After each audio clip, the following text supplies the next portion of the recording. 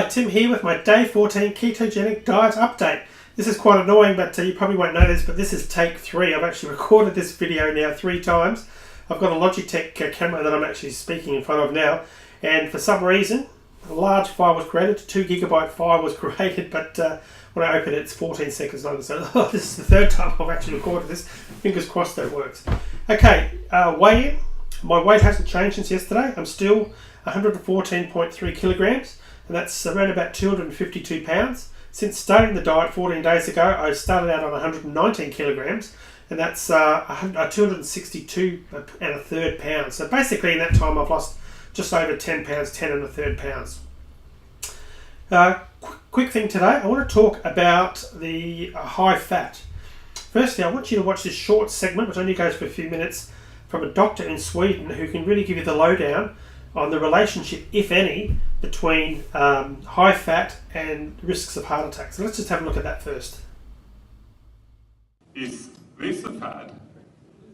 The diet pyramid and the new multi-million-dollar design, My Plate, which is all based on this old idea that fat raises the cholesterol in the blood and gives you heart disease. Now, does it? After half a century of research, we now have an answer from reviews of all the evidence, and the answer is no, it doesn't work.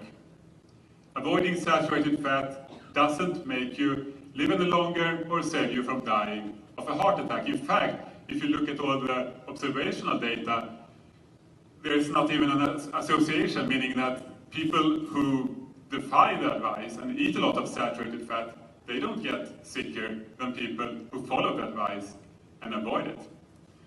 So it doesn't work. And if you want to take a look at these reviews, you can find these studies with links to them at my English site, dietdoctor.com/science. Some may wonder, what about the cholesterol? Because it's true that avoiding fat and avoiding butter is going to lower your cholesterol. But the thing is, it turned out to be not quite so easy, because it's the HDL that mostly goes down, the good cholesterol, and that's a bad thing. Also, you get smaller, denser LDL particles, which is also a bad thing. So it's not even good for your cholesterol. And in Sweden, a lot of authorities are starting to acknowledge this in public in the papers, such as a professor called Göran Berglund said this in Sweden's biggest paper: 2 generations of Swedes have been given bad dietary advice and have avoided fat for no reason. It's time to rewrite the dietary guidelines and base them on modern science. That's also pretty heavy when a guy like Professor Berglund says it, because he's been doing this kind of research. Another example, another professor saying this: people have been recommending low-fat diets for 30 years, and then it turns out to be completely wrong. There's no proven correlation between saturated fats and cardiovascular disease. And a third example, another professor, actually cardiovascular research, he said this: it's time to face the facts. There is no connection between saturated fats and cardiovascular disease. So, question is, who cares about this? Is it just academic discussions, or does it have any practical meaning?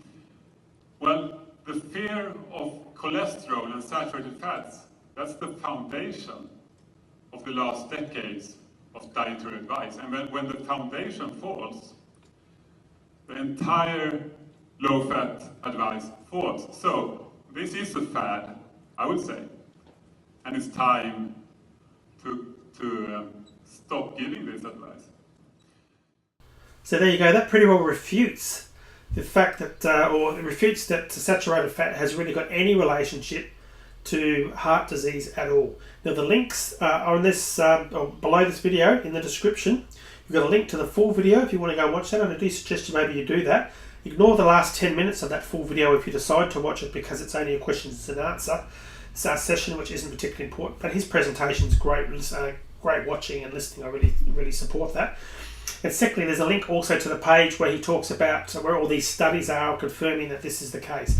So the proof is out there. The proof is basically out there. It's been documented, scientifically proven. There is no relationship between high fat and heart disease. This has all been marketing, probably by well-meaning people. I'm not suggesting necessarily there's a conspiracy or people are trying to pull the wool out of our eyes. I think they probably do believe that.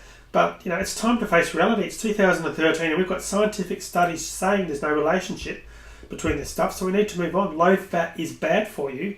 It's not very beneficial to losing weight, and it's not really a good lifestyle. And that video really goes through that in detail. Also, check out some of my playlists on my channel. So go to the channel on my YouTube account. I've got a playlist there I think it's called My Top Videos. And there's a link there to several videos from other people which really go through this in better detail than I can present it, because again, I'm no doctor. Do look at those because I think you'll get a lot out of those. Okay, the other thing I want to talk about is just Frank was also concerned about obviously the health risks about high fat, but I just want to point out, if you are going on a low carb diet, you really do need to go high fat. One of the worst things you could do for your body is low fat, low carb, because basically you're going to be hungry. You're going to be hungry all the time, and it's going to be very doubtful, let alone the health implications of doing that. Because you really need to be eating large amounts of fat in this diet for this diet to work for you if you're going low carb. That's just the way it works, because your body is converting. It's going basically from a body that has been eating, if you've been eating high carbs, you've been getting those carbs converted to glucose and been putting straight into your bloodstream and spiking your bloodstream and then dropping really quickly, and that's why you'll be hungry all the time. If you're like me, who's been quite happy to admit it, I've been a carb addict pretty well all my life.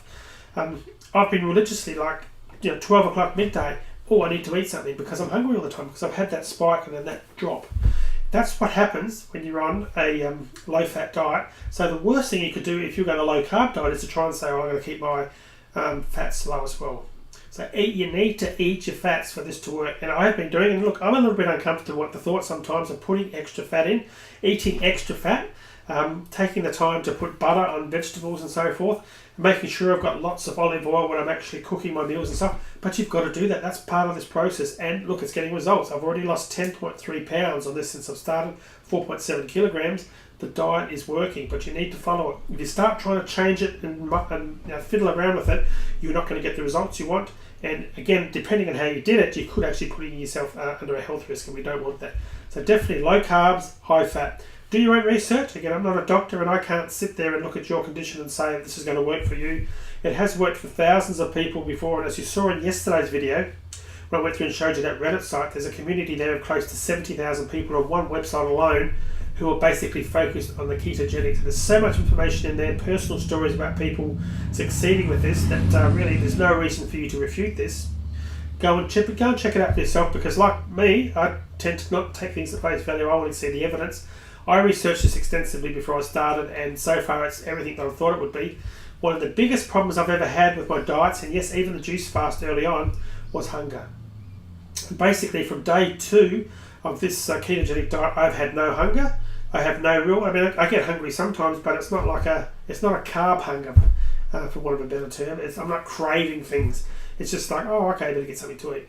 Like for example, now if I check the time out, it's about 1:15 in the afternoon here in Australia, my 14th day, and I'm not hungry. There's no way I would have lunch yet. And actual fact, most days I'm skipping lunch. And again, that is normal. Do not be worried about that. That's one of the things the ketogenic diet will do for you as well, because you're eating lots of these fats. Guess what fats do? Eating saturated fats fills you up, makes you feel satisfied for longer. So again, it's a win-win. So don't then force yourself to have meals. Like I'm certainly not forcing myself. Probably around about 2 or 2:30 in the afternoon, if I feel like it, I'll have some celery, maybe with a bit of cream cheese, pushed in between it, and maybe a bit of Vegemite, which is the Aussie thing, on top of that as well. That's what I'll have for a little bit of a snack.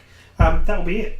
That'll do me over to dinner time, but that's really it. That's the thing that I'm really pointing out with the ketogenic diet, that it does work. You lose the hunger and you're losing the weight as well. Thanks for watching. I hope you enjoyed the video. If you did, please click this button here. As you can see it on the screen now, that's the like button. Please do that. It helps spread the word and get other people to actually find my videos, which is fantastic. It's a win-win. Also, if you want to comment on my videos, please do so. That's over there, right over there. If you do that, I will actually respond to any questions you might have. And lastly, and probably most importantly, please subscribe. That's right, click that button right there now. You can do that right now while I'm talking, and you can subscribe to my channel and you'll be updated automatically every time I release a new video, which is often. Thanks again for watching. I hope you enjoyed it, and I'll be back with another video soon. Cheers for now.